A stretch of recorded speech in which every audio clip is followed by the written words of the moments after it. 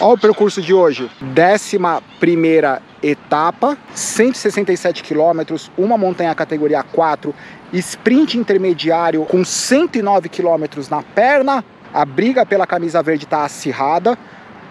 Hoje é um percurso que, quando a gente olha na altimetria, existe a tendência de assumir que é uma etapa fácil, mas a gente precisa lembrar que o que faz a dificuldade da etapa é a dinâmica do pelotão e não necessariamente o terreno.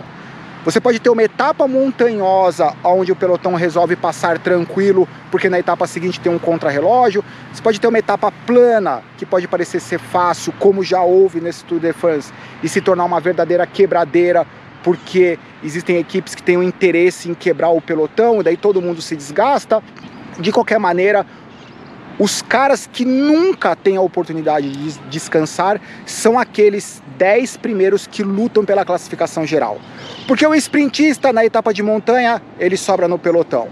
O escalador na etapa plana, ele pode se dar o direito de fazer uma etapa mais tranquila, se ele está lutando pela camisa branca de pelotas vermelhas, como o Cosnefroid. Agora, o cara que luta pela classificação geral, não importa, se é dia de sprint, ele tem que estar com os sprintistas. Se é dia de montanha, ele tem que estar com os escaladores. Se é dia plano, ele tem que estar atrás dos trens monstros da Quick Step, da Bora. E é isso. Vamos ver o que vai acontecer hoje. Thibaut Pinot no rabo do pelotão. Daqui a pouco a gente volta com o que aconteceu. No calor da emoção, vocês viram essa chegada?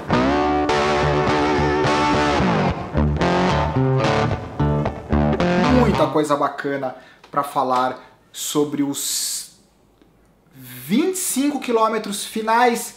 Só que antes a gente precisa falar da etapa inteira. Eu havia dito na primeira parte do vídeo que a agressividade da competição ela não depende necessariamente do relevo, da altimetria. E hoje foi um dia que realmente nenhuma equipe, nenhum ciclista tinha o interesse real em dar uma apimentada na competição. O ciclista francês, Thibaut Pinot, abandonou a classificação geral. Isso faz com que os atletas eles tenham a oportunidade de sair para tentar alguma coisa. O pelotão ele controlou a fuga de um ciclista de forma bem confortável. Hoje, uma etapa plana, sem muito vento, com velocidade média de 38 km por hora. Os caras poderiam ter convidado a gente para ir lá pedalar com eles, pelo menos ficar lá no rabo do pelotão, escondidinhos. O único momento que teve alguma movimentação por interesse da camisa verde, obviamente, foi no sprint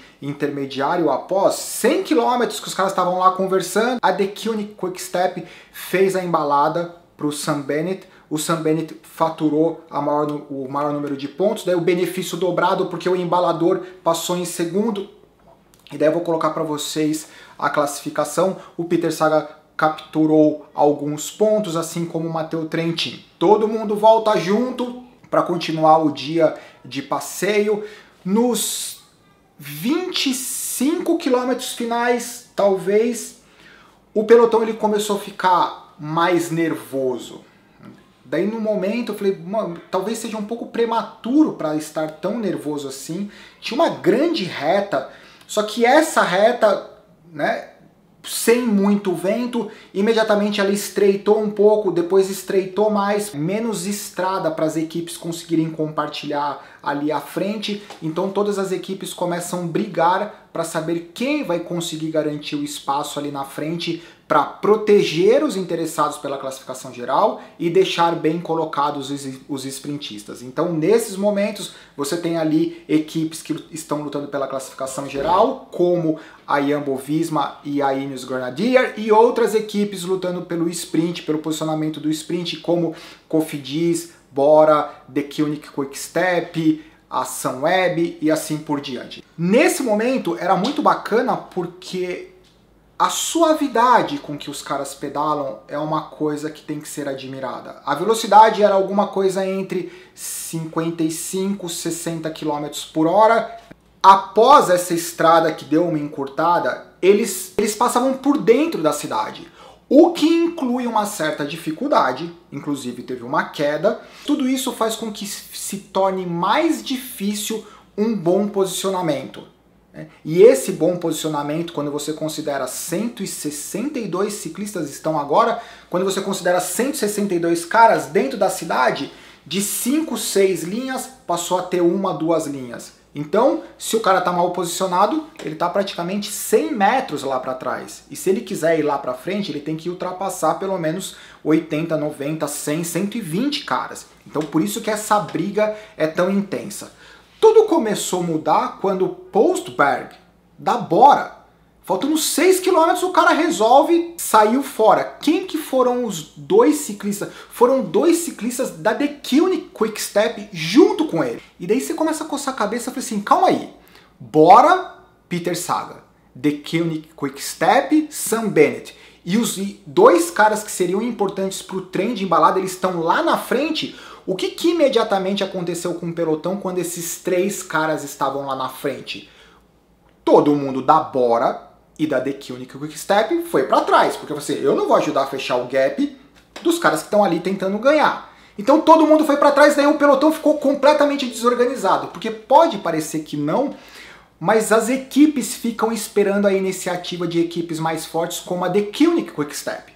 Como eles tiraram o pé porque tinham 2 caras lá na frente com chance de vitória, todo mundo ficou, não, eu não vou fazer nada, eu também não vou fazer nada. Quando de repente, quem tá na cabeça do pelotão faltando mais de 2 km? Tem o embalador do Caleb Ewan, da Lotto Soudal. Só que é muito cedo, é impossível. Um sprintista ele não pode estar só com o embalador na frente dele, faltando 2,5 km, 2 km, 1,5 km. E daí começa a aula de sprint do Caleb Ewan. O que ele faz imediatamente? Até mesmo antes do embalador dele, que também percebeu que era uma situação, ele imediatamente tira o pé, ele fala assim, eu preciso ir para trás. Só que a gente precisa lembrar o seguinte, enquanto eu estou falando, eles estão andando a 60, 70 km por hora. Não é que como uma subida, quando os escaladores estão subindo, o cara está subindo a 12 km por hora. Daí alguém ataca, para o cara abrir 100 metros demora 20 segundos. Para o cara abrir 20 metros a 70 por hora, demora 1 segundo. Então, tudo isso que eu estou falando, os caras pensam em milésimos de segundo. Ele falou assim, olha a calma do Caleb Ewan. Muito cedo, o que eu faço? Eu tenho que ir para trás de todo mundo. Esperar 300, 400 metros para voltar para frente. O Caleb Ewan foi para trás, daí apareceu os caras da NTT, daí da NTT explodiu. O Sam Bennett, ele ficou prematuramente na frente. Só que quando ele ficou na frente, os 2 ciclistas da B&B Hotéis, eles foram para frente e eles começaram a sprintar. Então o Sam Bennett fica esperando 400 metros, daí 350 metros, que os caras começam a acelerar. Nessa hora, daí começam a se alinhar ali, vem o Van Aert por fora, daí aparece o Peter Sagan, daí eu vou comentar sobre a empurrada do Peter Sagan. O Sam Bennett, faltando 200 metros, daí de repente aparece o Pocket Rocket, o Caleb Ewan. Fazendo uma aceleração que ele saiu, ele foi o último a começar a acelerar. Lembrando que ele estava na frente, foi para trás, para esperar o time certo para fazer a aceleração que ele fez. Daí foi uma imagem linda, todos jogando a bicicleta, menos o Van Aert, por um motivo óbvio, todos jogando a bicicleta, fum, vitória. E tem uma coisa bacana, existe uma aliança, ou um respeito mútuo, entre o Sam Bennett e o Pocket Rocket, o Caleb Ewan. E eu acho que essa aliança vai ganhar mais um ciclista, que é o Van Aert. Isso tudo faz com que o Peter Sagan fique numa situação muito delicada. Então, vitória do Caleb Ewan, uma das vitórias mais lindas, estratégicas, explosivas e limpa, sem dar uma ombrada a ninguém. Quer dizer, no passado ele já deu. Teve uma etapa do Tour de France que ele saiu empurrando, parecia um touro louco empurrando o cara com a cabeça, mas pelo menos nesse Tour de France as 2 vitórias foram extremamente limpas. Fazer tudo isso em 2 km, andando a 70 por hora, é realmente de tirar o fôlego, né? Supostamente o Peter Sagan, ele cruzou a linha de chegada com todo mundo. Na hora da classificação, cadê o Peter Sagan? O Peter Sagan, ele foi penalizado. Então ele foi colocado como último daquele grupo da frente. Por quê? Por conta dessa empurrada que ele deu no Van Aert. A primeira empurrada A primeira, pode ter o argumento de que, na verdade, se vocês perceberem, tem a proteção, né?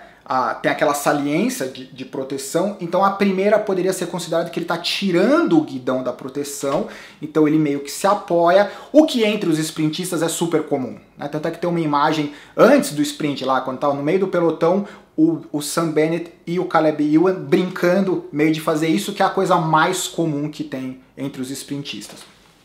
E daí dá a impressão que o Peter Sagan ele está saindo daquela situação, então ele meio que se encosta. Essa primeira encostada, se ele tivesse voltado a bicicleta, ok. Só que ele faz isso e daí ele pedala para o outro lado e daí você vê que ele não só ele começa a abrir o cotovelo, como ele começa a fechar ainda mais o Van Aert. E daí o Van Aert mete um... Tipo, olha para trás e fala assim, meu... Entendeu? Daí o Peter Sagan, que foi? Eu fiz alguma coisa de errado? É muito comum você escutar, tipo, dentro do pelotão, o Peter Sagan não é um cara querido, porque o Peter Sagan tem esse jeito mais agressivo. Agora, ele não está lá para fazer amigos, ele está lá para ganhar a competição. Então, assim, é compreensivo. Mas em atitudes como hoje, você percebe que ele não tem o tipo, oh, foi mal aí, hein? Então, ele faz e ele tem razão. Tipo, meu, o que é? Então, assim, o Peter Sagan, ele tem esse jeito... O jeito mais truculento é normal do sprintista, ok. Entendeu? Mas a partir do momento que acabou a tensão do sprint, falou, oh, foi mal, ou sei lá, qualquer coisa. Né? Mas ele é um cara delicado, enfim, isso eu vou deixar pra vocês. Eu acho que a penalização em relação a ele foi mais do que justa, ainda mais diante dos acidentes que têm acontecido. Os caras estão muito rápido, principalmente quando eles, nas últimas 8 pedaladas, se eu não me engano, o número máximo de pedaladas que o Caleb Ewan consegue dar, com potência crescente ou sustentando, são 6 ou 8 pedaladas. Os sprintistas fenomenais, mas daí muda um pouco a característica, talvez sejam 12, 13 pedaladas. Então o Pocket Rocket, ele realmente precisa mensurar quando que ele sobe para ter essas 8 pedaladas mais potentes, né? E o pessoal acha que eles usam uma coroa gigantesca, por exemplo, o Pocket Rocket, ele usa, eu acho que é uma coroa 50, ele usa 5411, né? E o cara é um dos melhores do mundo. Tem cheio de gente que acha que porque pedala no grupo local que tem que usar uma coroa 55, enquanto um dos caras mais rápidos do planeta usa 5411. Tudo bem que não pode esquecer do tamanho do pé de vela, do RPM, que vai influenciar diretamente, e o cara é baixinho, né? Eu não sei qual que é o comprimento do pé de vela dele, se alguém souber, coloca aí. Então, eu acho que é isso. Nada mudou na classificação geral de Rei da Montanha. Foi muito legal ver o Cosnefroid na cabeça do pelotão e explodiu o motor dele, porque ele estava ali tentando, pedalar 50, 60 por hora do lado do Tim de Klerk, da The Chemical Quick-Step, ele ficou 1 minuto, abriu um buraco no pelotão para ele conseguir ir para trás. Nada mudou na classificação de Rei da Montanha, nada mudou no boi lambido do Egan Bernal, continua com a camisa branca, e além da aliança do... Eu tô brincando, né? Eu tô jogando álcool na fogueira. Além da aliança do Caleb Ewan e Sam Bennett, que parece que é uma competição super saudável, provavelmente eles vão ter mais um ali, que é o Van Aert, porque o Van Aert ficou puto com o Peter Sagan, né? Então é meio que de novo o Peter Sagan contra todo mundo, né? Mas enfim, ele tem a camisa verde, né? Ou ele tinha a camisa verde, ou ele é um dos caras mais bem-sucedidos com a camisa verde, então é difícil argumentar alguma coisa contra ele em relação ao sucesso dele, mas com certeza existem vários argumentos em relação ao comportamento dele dentro do pelotão. Então, quem vai decidir isso, ou quem vai fazer os comentários, são vocês. Uma etapa incrível, assim, apesar de hoje você tem que assistir durante 4 horas a competição para ter 2 minutos de empolgação, mesmo assim eu acho que vale muito a pena, certo? A etapa de hoje foi isso, eu adorei, foi um dos melhores sprints que eu já vi, já falei demais, abraço, tchau!